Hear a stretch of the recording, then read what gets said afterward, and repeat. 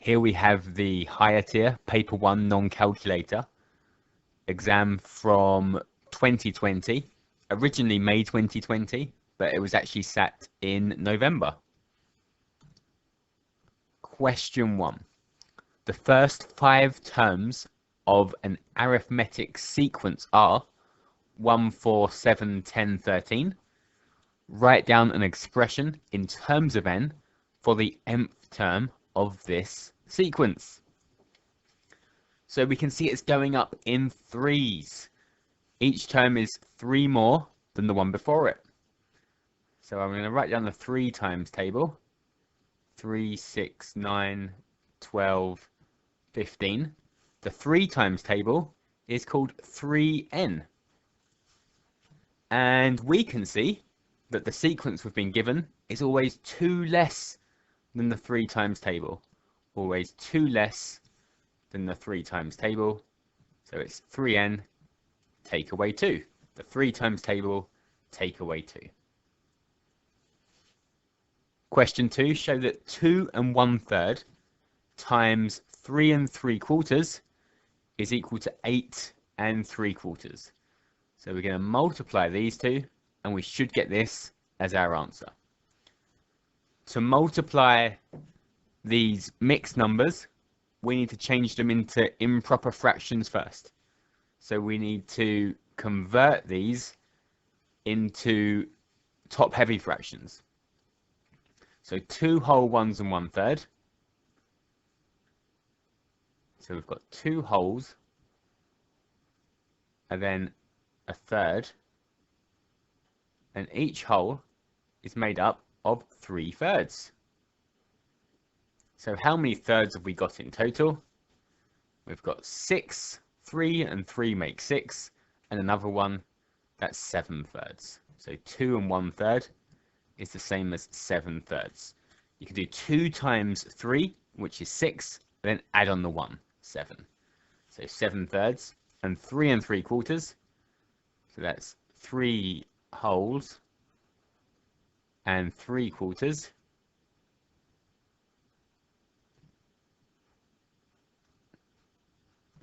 So in quarters, how many have we got? We've got 3 4s, which are 12. Add on the 3, which is 15. So it's 15 quarters. 3 3/4 is the same as 15 quarters. So now we can multiply these together. 7/3 times 15 quarters. To multiply fractions, we multiply the top and multiply the bottom. But we can simplify this first. So before we do this, I'm going to divide the top and bottom by 3. So I can divide 15 by 3, which gives me 5, and divide 3 by 3, which is 1.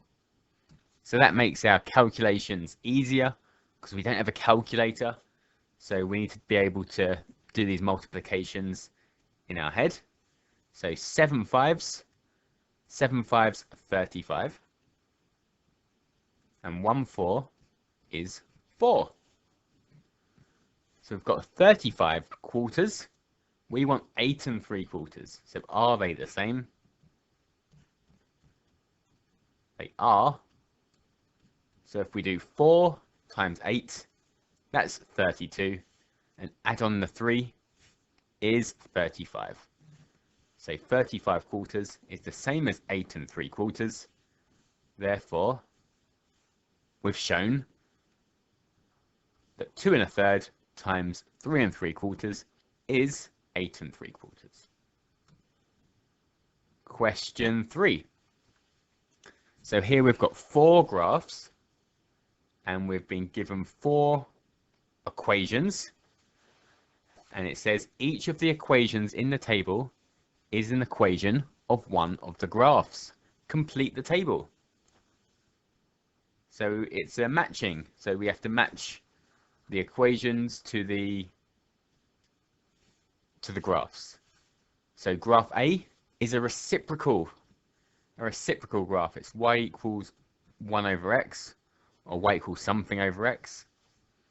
Graph B is a negative cubic. So the negatives start in the top left and end in the bottom right. Y equals minus x cubed. Graph C is a positive cubic, starting in the bottom left, ending in the top right. Y equals x cubed. And graph D is our quadratic graph, which is an x squared graph. So minus x cubed was graph B. Positive x cubed was C. X squared was D. And the 1 over x was A. Question 4. The diagram shows 4 triangles. So we've got 4 triangles here. 2 of these triangles are congruent, so 2 are the same, identical. Write down the letters of these 2 triangles. So for triangles to be congruent, we're looking for side, side, side. 3 sides the same. Side, angle, side. 2 sides with the angle between them the same. Angle, side, angle. A side with 2 angles around it. 2 angles with the side in between it. Or a right angle, the hypotenuse, and 1 other side. So we need to see which of these triangles meet these rules. And you see C and B, we don't have 3 sides. And we don't have an angle in between 2 sides. We've only got 1 angle given. So we don't know about these 2. This 10 could be drawn in any direction. So this 10 could be over here or over here. We don't actually know. We couldn't draw that triangle. If you were asked to draw these triangles on a piece of paper, you wouldn't know how to draw this. This 10 could go in any direction. So if 2 people drew this triangle or this one, they would draw different triangles. So it's going to have to be A and D that are congruent. And if this missing angle here is 55, we will have angle, side, angle. 2 angles and a side in between them the same. And 180, take away 80 is 100. And then take away 45 is 55. So this is 55 degrees. So we've got angle, side, angle. So A and D are congruent.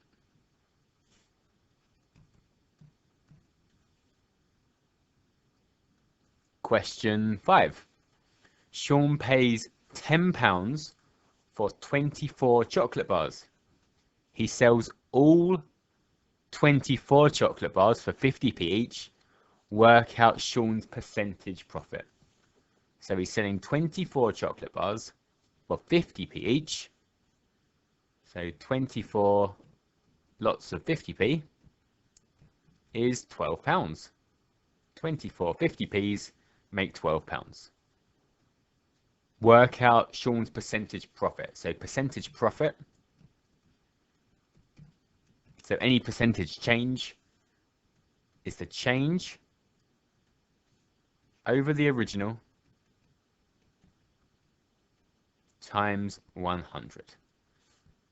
So how much has his money changed by? He started with £10. He's now got £12. So it's changed by £2. It's gone up by £2. Originally, he had £10. So that's the original. And then we times it by 100. So 2/10 of 100, or 0.2 times 100, is 20.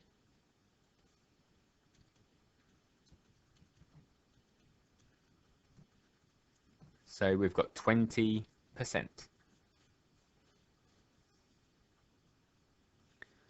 Question 6. ADC is a triangle. AED, and ABC are straight lines. EB is parallel to DC. And angle EBC is 148, as shown on the diagram. And ADC is 63. Work out the size of EAB. EAB. Give a reason for each stage of your working. So we've got parallel lines here, and when we have parallel lines, the angle with a straight line makes with one set of parallel lines, with one of the parallel lines is the same as the angle it makes with the other one. They're called corresponding angles.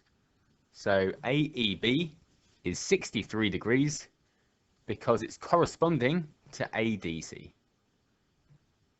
So AEB, and we give a reason for each stage of our working.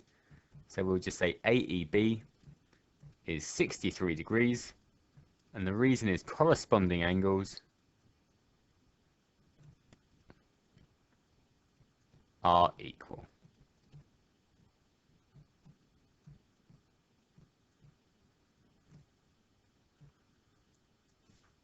We can use angles on a straight line to find ABE.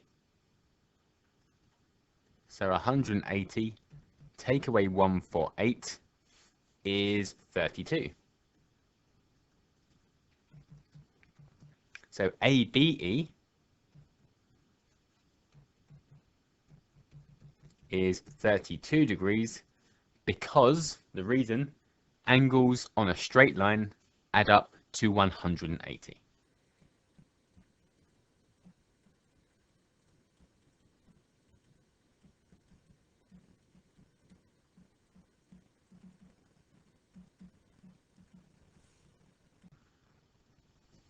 And now we can find x because we've got angles in a triangle.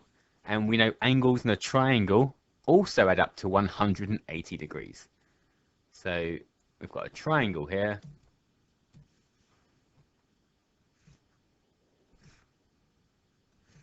Angles in the triangle add up to 180 degrees. So we've got 180.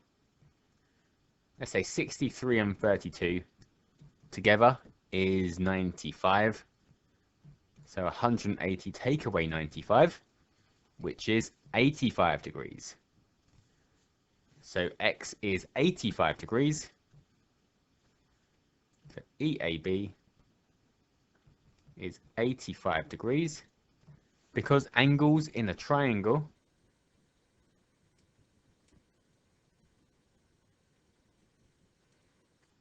add up to 180.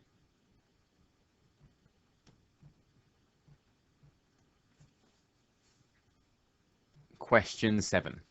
The table shows information about the heights in centimeters of a group of Year 9 girls.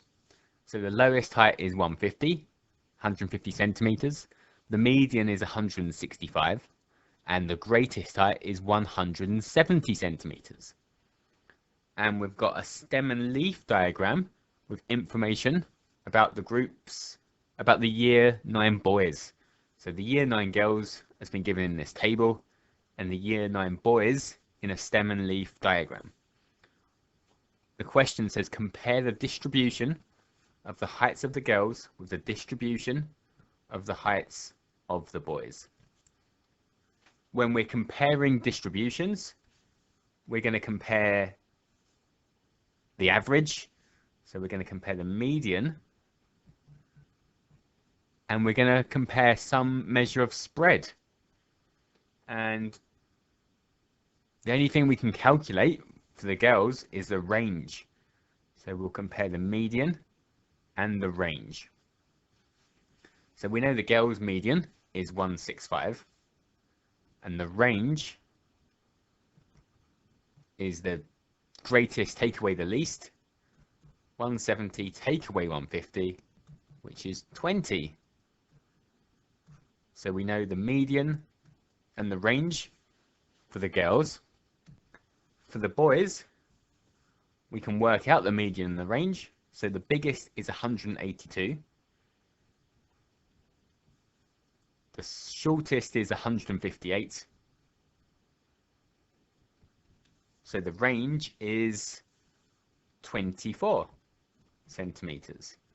So 158 add on 20 to get to 178, and then 4 more. So 24 centimeters is the range. The median is the middle number. So we cross off on each side until we get to the middle one. There are 15, so we're going to cross off 7 on both sides and be left with 1 in the middle. 1, 2, 3, 4, 5, 6, 7. 1, 2, 3, 4, 5, 6, 7. So the median for the boys is 168 centimeters.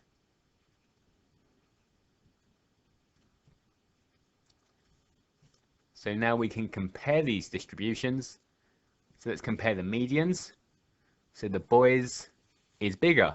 168 is bigger than 165. So the boys' median height is greater. So we can say on average, the boys are taller. I'll write that. On average, the boys are taller.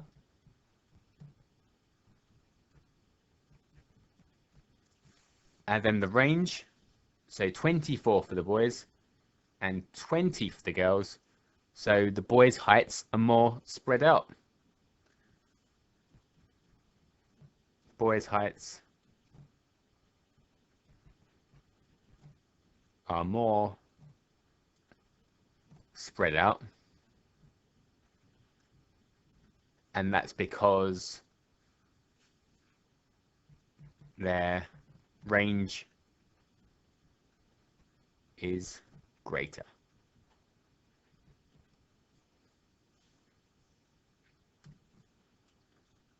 Question 8.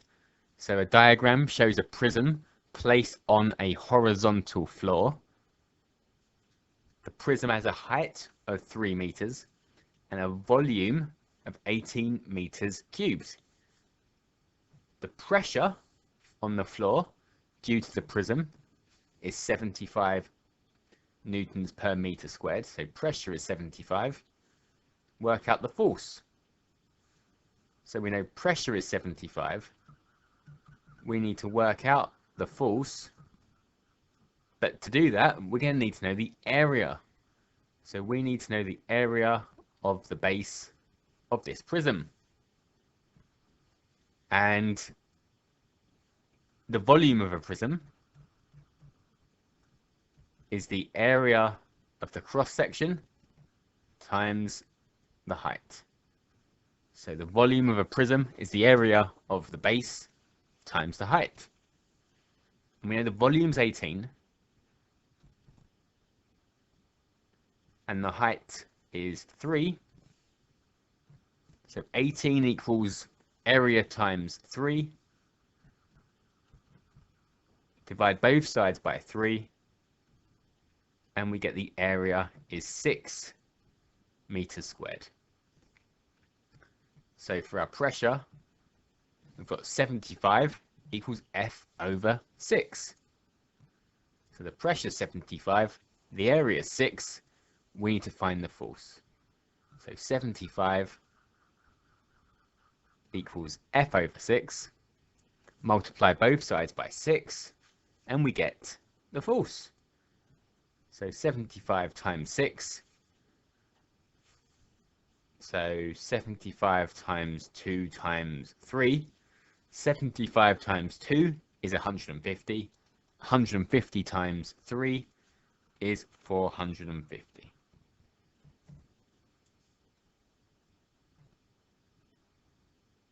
Question 9. Write these numbers in order of size. Start with the smallest number.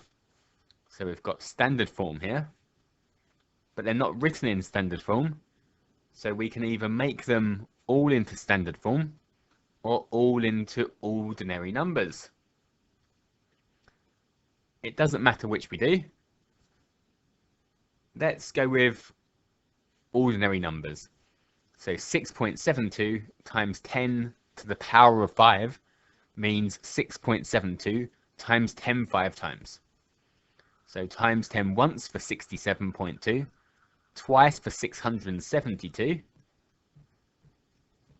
and then 3 more will be 672,000. So 67.2 times 10 to the power of negative 4 means 67.2 divided by 10 4 times. So once for 6.72, twice for 0.672, 3 times for 0.0672, so 4 times will be 0.00672. So 1, 2, 3, 4. 672 times 10 4 times. 1, 2, 3, 4. So that's 6,720,000. And this one's already an ordinary number. So let's put these in size order now. So the smallest one is going to be 0.000672. Then we've got 0.00672. Then we've got 672,000. And then we've got 6.72 million. So let's write these down on the answer line.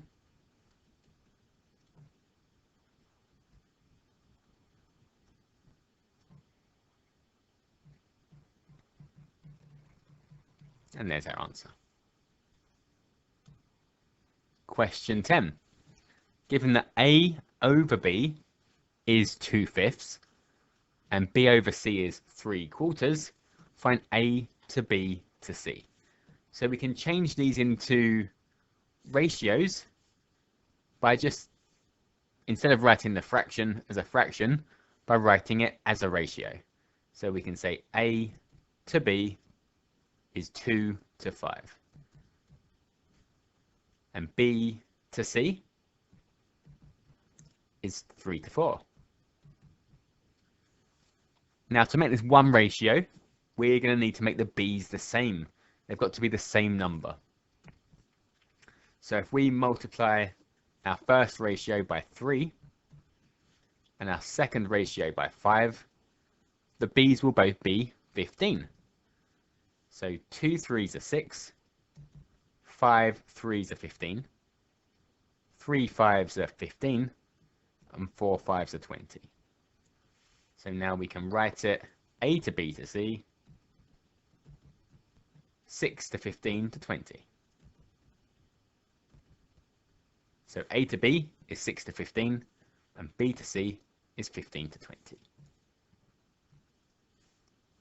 So that's our answer, 6 to 15 to 20. Question 11. So part A, find the value of the fourth root of 81 times 10 to the power of 8. So what multiplies by itself 4 times will give us 81 times 10 to the power of 8. Now 81 is 3 times 3 times 3 times 3. So the fourth root, which is 9 times 9. So the fourth root of 81 is 3. And then what multiplies by itself 4 times to get 10 to the power of 8? So 10 squared times 10 squared times 10 squared times 10 squared will give us 10 to the power of 8, because when we multiply indices, we add the powers. So we've got 3 times 10 squared. So 3 times 10 squared times 3 times 10 squared times 3 times 10 squared times 3 times 10 squared will give us 81 times 10 to the power of 8. Part B, find the value of 64 to the power of minus 1/2. The power of a half means square root, and a minus means the reciprocal. Flip it over. So if we flip it first, 64 to the power of minus a half is the same as 1 over 64 to the power of a half. And the square root of 64 is 8. So 1/8. And part C, write 3n over 9, 3 to the power of n over 9 to the power of n minus 1 as a power of 3. So we know 9 can be written as 3 squared. So we're going to change our 9 into 3 squared. So we've got 3 squared, and then that's to the power of n minus 1. And when we have a bracket with indices, we multiply the two powers. So we've got 3n over 3, now leave it in brackets, so 2 times n minus 1. I'll just write 2 bracket n minus 1 for now. And then I will expand the bracket. So 2n minus 2. Now when we divide indices, we subtract the powers. So we're going to do n take away 2n minus 2. It might have been easier to not expand that bracket, but never mind. So 3 to the power of n minus the whole bracket, which means it's take away 2n, but then we're minusing minus 2, so minus times a minus is a positive, so it's going to be a plus 2. And that leaves us with n take away 2n, which is a negative n, plus 2. So 3 to the power of negative n plus 2.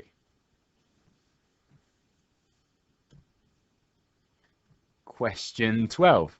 The table gives information about the weekly wages of 80 people. Complete the cumulative frequency table. So a cumulative frequency means we add up as we go along. So 200 to 250 was 5 people. So 200 to 250, they're our first 5 people. But then in the cumulative frequency, the next one is 200 to 300. So it's the 5 and the next one down, and the 10. So the 5 and the 10 make 15. And then we keep adding on the next one. So up to 350, we're going to add on the 20, which will be 35. And then add on another 20, so 55. Add on 15, so 70. And then add on 10, which is 80. And I think they told us there were 80 people, so we know we've done it correctly. On the grid opposite, draw a cumulative frequency graph.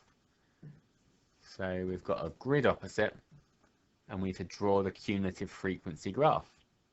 On the cumulative frequency graph, we plot this top point against the cumulative frequency.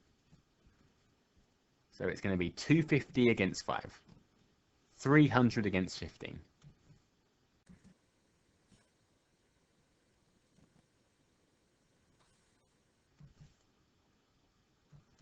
Then 350, 35, 455.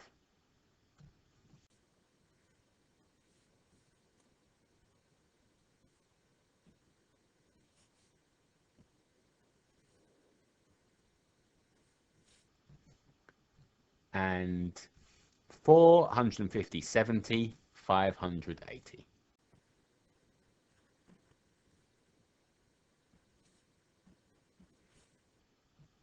Then we need to join these points up with a smooth curve if possible.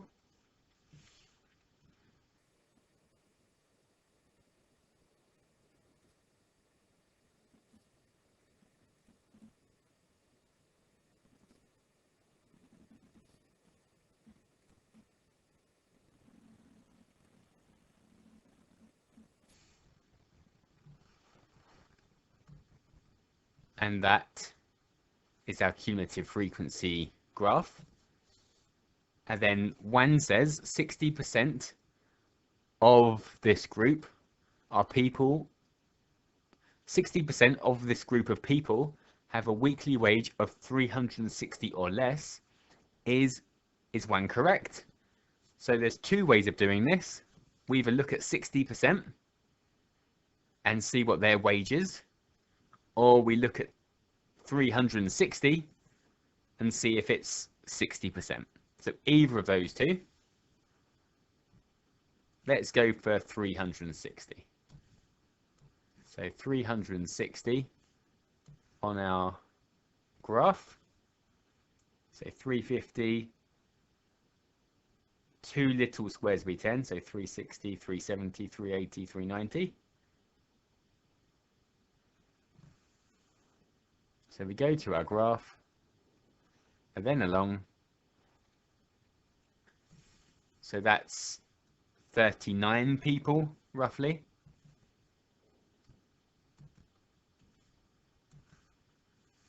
So 39 people have a wage of 360 or less.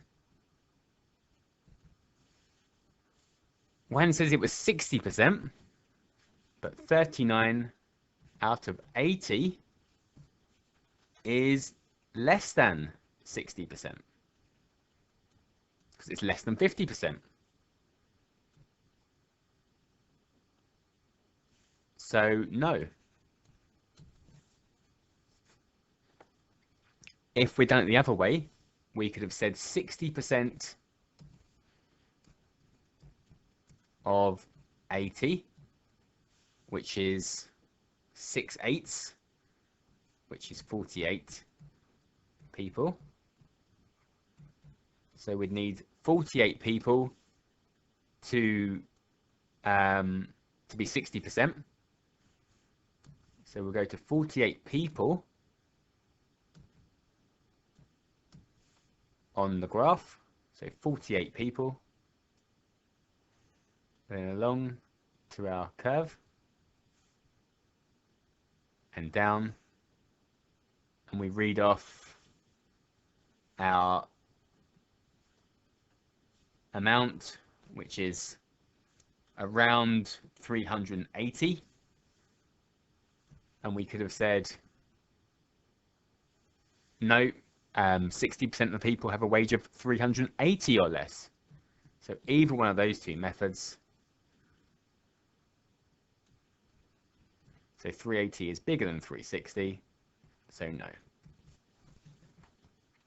Either one of those two methods are okay. Question 13. Liquid A and liquid B are mixed to make liquid C. Liquid A has a density of 70 kilograms per meter cubed. Liquid A has a mass. So this is a density question, and we need to know density equals mass over volume. So we can see they've given us density and mass for A, so we're probably going to have to work out the volume. Liquid B has a density of 280 grams per meter cubed and a volume of 30 meters cubed. So for liquid B, we're going to have to work out the mass. And then it says work out the density of liquid C.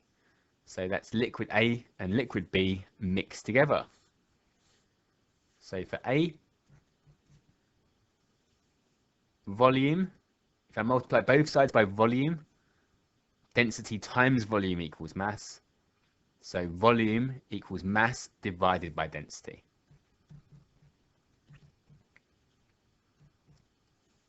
So that's 1,400 divided by 70, which is the same as 140 over 7, and that's 20.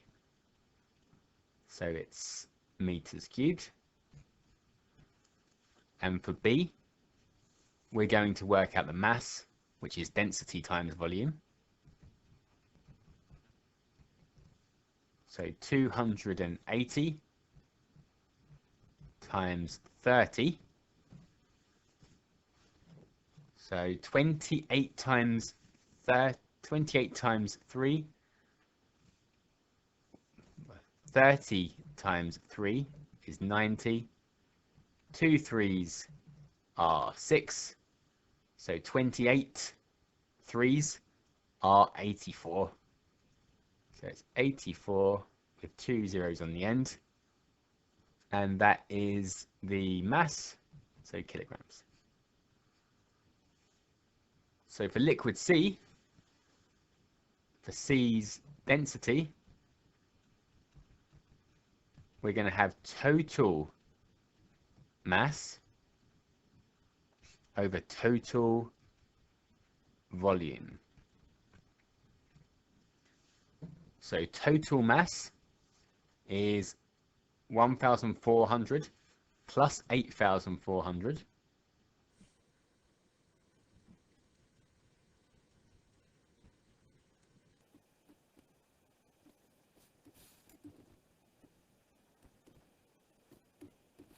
And total volume, we've got 20 plus 30. So that gives us 9,800 divided by 50. And if I double top and bottom, I'm going to get, so 98 times 2 is 196.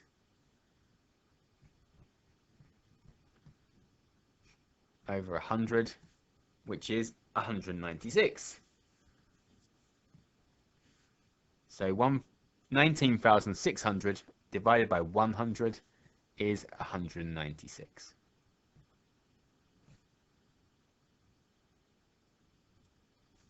Question 14. Sally plays 2 games against Martin. In each game, Sally could win, draw, or lose. In each game they play, the probability Sally will win is 0.3, draw is 0.1, and so lose, so all the probabilities have to add up to one whole. So we've got 0.4 so far, so lose must be 0.6. And we can draw a tree diagram for this. So we're going to have 2 games. So that's the first game, and this is the second game.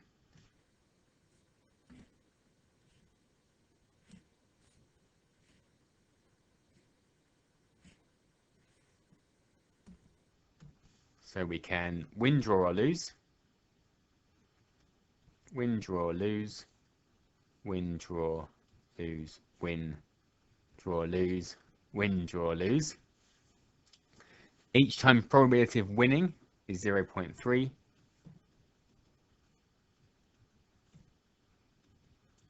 Drawing is 0.1. And losing is 0.6. So the probability, Sally will win exactly one of these 2 games. So that means we can win, draw, win, lose, draw, win, or lose, win. So they're all the combinations that involve winning one time. So win, draw, win, lose, draw, win, and lose, win. They're the only way that we can win exactly one. So it's 0.3. When we go across the branches, we multiply. So 0.3 times 0.1 will be 0.03. 0.3 times 0.6 will be 0.18. 0.1 times 0.3 again, so that's 0.03 again. and 0.6 times 0.3 again, which is 0.18.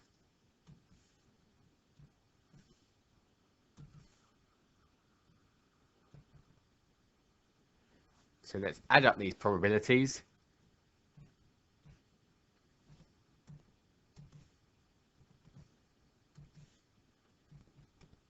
So 0.03 and 0.18 make 0.21.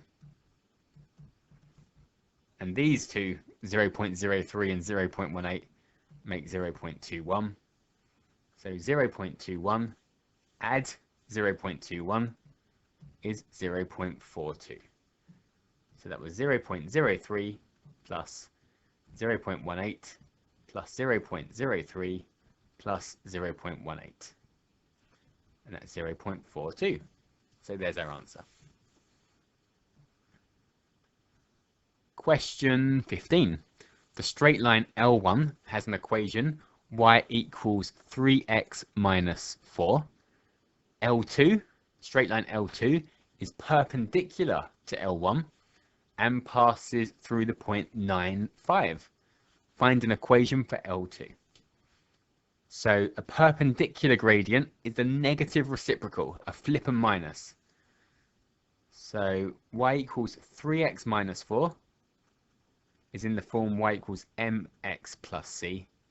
And m is the gradient. So for L1, the gradient is 3. So for L2, the gradient is the negative reciprocal of 3. So flip and minus, minus a third. So for L2, the gradient is minus a third, and it goes through 9, 5. So the equation of a line is y equals mx plus c. So for L2, we've got y equals minus a third x plus c. So we know the gradient. We need to know the y-intercept. We need to know c. And we can find it using this 9, 5. So x is 9, y is 5. So 5 in for y, and 9 in for x, and we'll find c. So minus a third of 9, or a third of 9 is 3, so minus a third times 9 must be negative 3. So 5 equals negative 3 plus c. Add 3 to both sides, and we get 8 equals c. C is 8. So there's the equation of our line. Y equals minus a third x plus 8. M is minus a third. C is 8. Question 16. Shirley wants to find an estimate for the number of bees in her hive. On Monday, she catches 90 of the bees. She puts a mark on each bee and returns them to her hive. On Tuesday, she catches 120 of the bees and finds that 20 of them have been marked. Work out an estimate for the total number of bees in her hive. So we're going to say 90 bees out of the total have been marked. So 90 out of all of them have been marked. And on Tuesday, she catches 120 and finds that 20 have been marked. So 20 out of 120 have been marked. So we can use these equivalent fractions to find x. We can say 20 out of 120 simplifies to, we'll divide them both by 20, 1/6. So 1/6 of the bees have got a mark on them. So 90 over what is equivalent to 1/6? So 6 times 90. So times 90 times 90. And 6 nines are 54. So 6 90s are 540.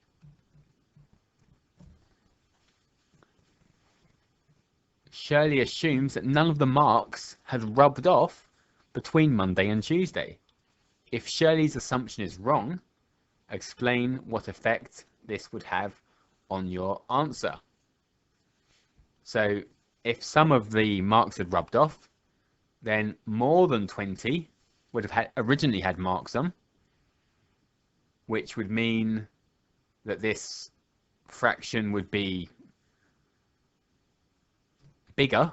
So if it could have been a half, in which case 540 is an overestimate. So the answer would be too high. The answer would be too big. So if loads of these marks had rubbed off and this number was higher, then this x would be lower. So this would be too high.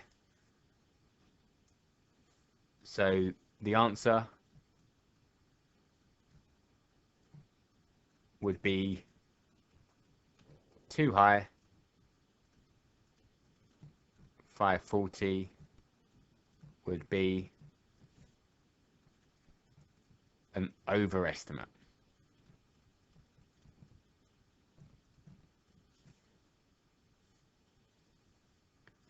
Question 17. Make f the subject of the formula.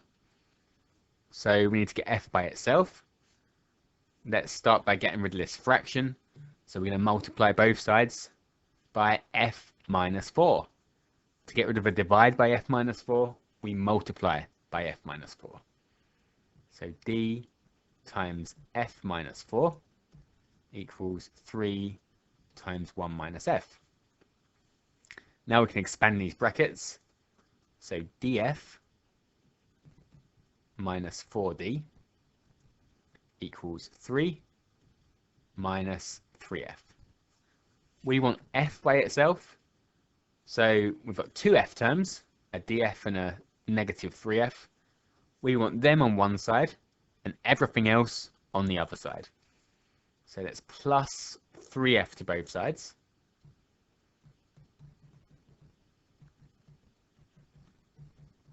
And then add 4d to both sides.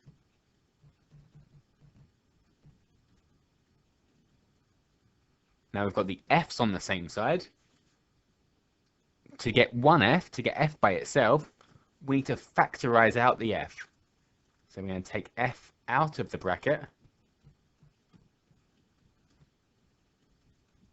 So f times d makes df, and f times 3 makes 3f. Now we can get f by itself by dividing both sides by d plus 3. So f is 3 plus 4d over d plus 3.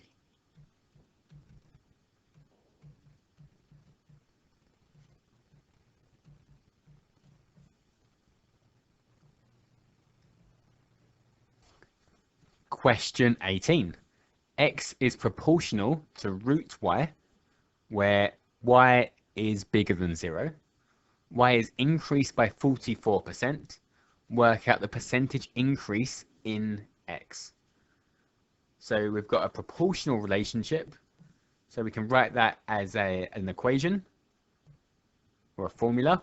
X is equal to k times the square root of y. Now we're going to increase y by 44%. So to increase it by 44%, we're going to multiply by 1.44. So we're going to multiply this y by 1.44, and we're going to say, what's the change to this x? So our new x, x2, our new x is k times the square root of 1.44 times y, which is just 1.44 y. 1.44 square rooted, so I can write this as k times root 1.44 times root y. When we've got two thirds, multiplied together, we can split them out into two separate thirds. Square root 1.44 is, well, 1.2. The square root of 144 is 12. The square root of 1.44 is 1.2. So x2 is k times 1.2 times root y, 1.2 times k root y. So originally x was times by x equaled k root y. Now it's 1.2 times k root y. So it's increased by 1.2. It's been multiplied by 1.2. Our new x is 1.2 times our old x. So our new x is 1.2 times our old x. Our old x was k root y. So our new x is 1.2 times k root y. What's the percentage increase? So if I multiply by 1.2, I increase by 20%.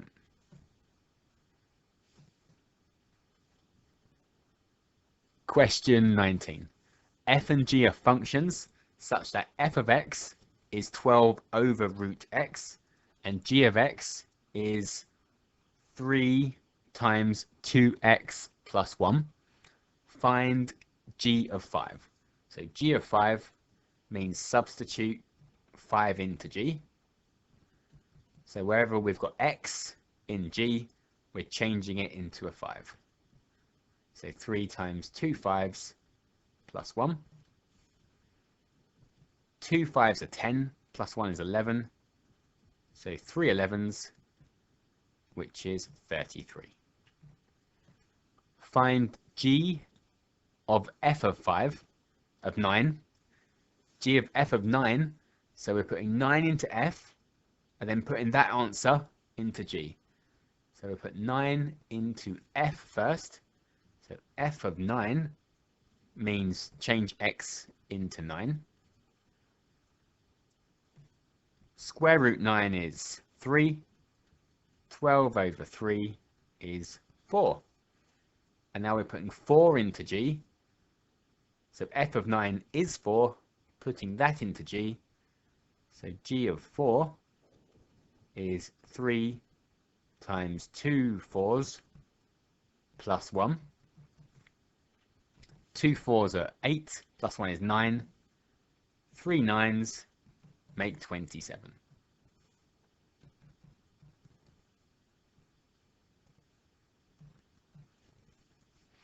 Part C finds the inverse g of 6. So if we put 6 in to the inverse of g, when we have an inverse, the inputs become the outputs and the outputs become the inputs. So the input to the inverse is the output to the original. So g of x is 3 times 2x plus 1. So this is our function. So usually we put a number into this function and get a number out. And for the inverse function, we do the opposite. So this is the output, and we'll find the input. So the output is 6. What's the input? So what do we have to put in to this function to get out a 6? So if we divide both sides by 3, we'll get 2x plus 1 equals 2. Take 1 away from both sides. 2x equals 1, and half both sides. X is 1/2. So if we put 1/2 into our original function, we get out 6. So 6 is the output, the input is 1/2.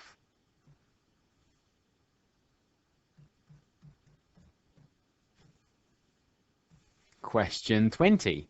Show that root 180 minus 2 root 5 over 5 root 5 minus 5 can be written in the form a plus root 5 over b, where a and b are integers. So here we need to rationalize the denominator, but I think I want to change this root 180 first. So hopefully we can write root 180 as something root 5. So what square number is in 180? Well, 180 is 36 times 5. So 180, root 180, can be written as root 36, root 5, and root 36 is 6. So we've got 6 root 5. So that gives us 6 root 5 minus 2 root 5 on top, which we can simplify. And we've got 5 root 5 minus 5 on the bottom. 6 root 5 minus 2 root 5 is 4 root 5. So now we want to rationalize the denominator. When we have two terms on the bottom, we use the difference of two squares. So we're going to be doing multiplying it by the same thing, but changing the sign. So 5 root 5 plus 5. So, and whatever we multiply the bottom by, we need to multiply the top by the same thing to keep the fraction the same. So if we multiply the bottom and top by 5 root 5 plus 5, we will get rid of the third from the denominator. It will cancel out. So let's expand these brackets and see what happens. So we've got 4 root 5 times 5 root 5. 4 times 5 is 20. And root 5 times root 5 is 5. 4 root 5 times 5 is 20 root 5. Then we've got 5 root 5 times 5 root 5 on the bottom.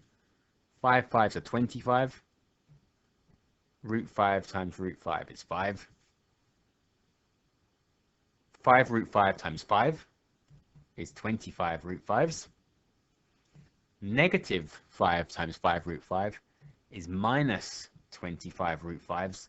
And that's how it cancels, because we get 1 plus and 1 minus. And we've got negative 5 times a positive 5. Negative times a positive is negative. And 5 5s are 25. Okay, so what's that left us with? We've got 20 times 5 is 100. Plus 20 root 5s. 25 5s are 125. 25 root 5 minus 25 root 5 is nothing. So minus 25. So that's 100 plus 20 root 5 divided by 100. We wanted it in this form, where we've got a whole number by itself and then plus a third over another number. So we're going to split this into two fractions. So we have 100 over 100 plus 20 root 5 over 100. 100 over 100 is 1. And 20 over 100, I can divide top and bottom by 20, which gives me root 5 on top. And 100 over 20 is 5. So I've got 1 plus root 5 over 5. Question 21. DEF is a triangle. P is the midpoint of FD. And Q is a midpoint of DE. F to D is called A. And P is the midpoint. So I'm going to write half A and half A. F to E along the bottom is called B. Use a vector method to prove PQ. So P to Q is parallel to F to E. So we need to get from P to Q. How can we get from P to Q? So let's go D to E first. D to E is minus an A, so backwards along an A, and then plus a B. Minus A plus B. So D to Q must be half of this, because Q is a midpoint. So D to Q is half of minus A plus B. Then P to Q, I can say is P to D, and then D to Q. So to get from P to Q, I'm going to go up there and then down there. So I can find out what P to Q is by going P to D and then D to Q. P to D is half an A, and then D to Q is half of minus A plus B. So I'm going to expand that bracket, so I've got half A, half times minus A is minus a half A, half of B is half B, half an A, take away half an A is nothing, so that leaves me with half of a B. So is it parallel to FE? Well, yes, FE is B, P to Q is half a B, so F to E is B, and P to Q is half of a B. So they go in the same direction because they're both multiples of B. I can say F to E is the same as 2 lots of P to Q.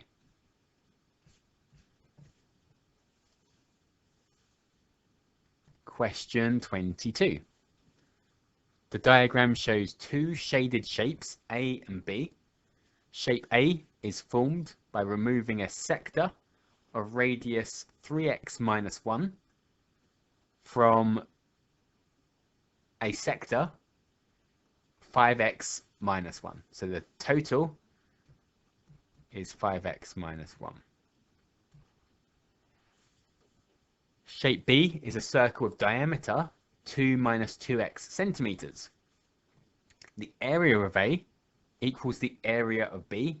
Find the value of x. So area of a circle is pi r squared. So let's do B first. So area is pi times the radius squared. The radius is half a diameter. So half of 2 minus 2x is 1 minus x. So it's pi times 1 minus x squared. So for our sector, we're going to have to do the area of the whole sector, take away the area of the small sector. So for A, and we've got area of a sector, so area of sector is angle over 360 times pi r squared.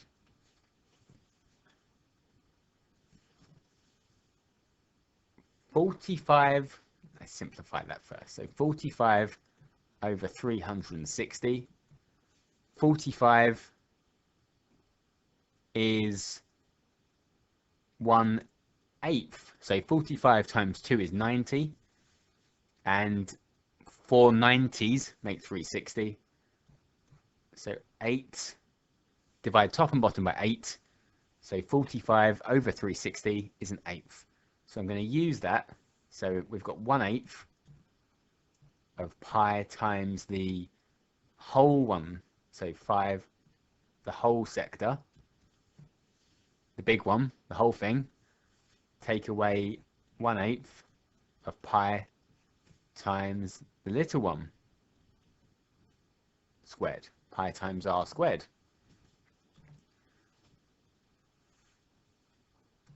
And this is A, this is the area of A, this is the area of B, and we're told they're equal. So I'm going to make them equal to each other. So I've got 1/8 pi times 5x minus 1 squared minus 1/8 pi times 3x minus 1 squared equals pi times 1 minus x squared. So I'm going to have to expand all of these brackets. I think I'm going to take out the 1/8 pi first. So I'm going to take 1/8 pi, factorize it out of both of these. So that will be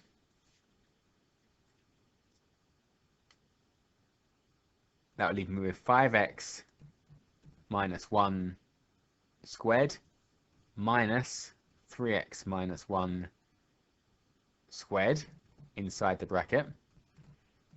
And what I can actually do is divide both sides by pi. So I can divide both sides by pi. And I think I'm going to multiply both sides by 8 as well, just to leave me with 5x minus 1 squared minus 3x minus 1 squared on this side, and 8 times 1 minus x squared on the other side. Okay, I'm going to expand the brackets now. So I've got 5x minus 1 times 5x minus 1 minus 3x minus 1 times 3x minus 1 equal to 8 times 1 minus x times 1 minus x. Okay, 5x times 5x, 25x squared. 5x times negative 1, negative 5x. And again, negative 5x. Negative 1 times negative 1 is plus 1. I'm keeping these brackets here because I've got to take away all of this. I'm not just taking away the first term, I need to take away all of it. 3x times 3x is 9x squared. 3x times negative 1, negative 3x. Another negative 3x, and a plus 1. And that's 8 times 1 minus x plus x squared. I'll collect the like terms before I add them together. So I've got 25x squared minus 10x plus 1 minus 9x squared minus 6x plus 1 equals 8 times 1 minus 2x plus x squared. So now I'm going to take them away. I could rewrite this. I could rewrite it as minus 9x squared plus 6x minus 1. But I'm just going to do it in one step. I'm going to take away my second bracket from my first bracket. So 25x squared, take away 9x squared, is 16x squared. Negative 10x, take away negative, so plus, negative 10x plus 6x is negative 4x. And 1 take away 1 is nothing. And then I'm going to expand this bracket, so I've got 8 minus 16x plus 8x squared. I'm going to bring all the terms on the right over to the left. So 16x squared, take away 8x squared is 8x squared. Minus 4x plus 16x will be 12x.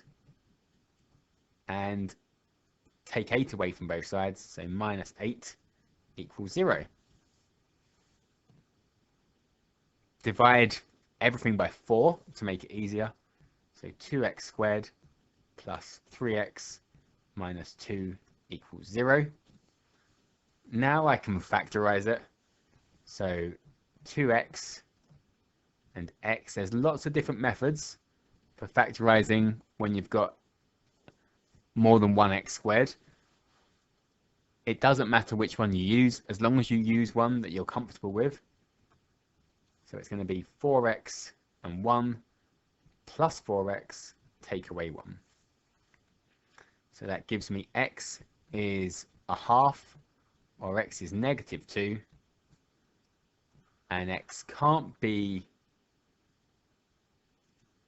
negative 2, otherwise we'll have a negative length here. So x must be 1/2.